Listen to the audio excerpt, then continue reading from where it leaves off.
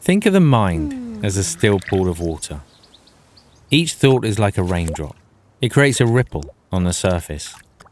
If it starts raining very hard or it's perhaps a little windy, then the pool might become so cloudy that we can't see what's on the bottom. But the potential to return to our still pool of water is still there. In fact, by training the mind, the ripples naturally begin to slow. And as the surface of the pool becomes still, it gets easier to see what's beneath the surface. Sometimes we might like what we see, at other times, well, maybe not so much. Now, occasionally finding things we don't like may sound off-putting, but it's really important because it's part of letting go of those things. Accepting what's in our mind also helps us to be less critical of ourselves. It can even help us to be less critical of others.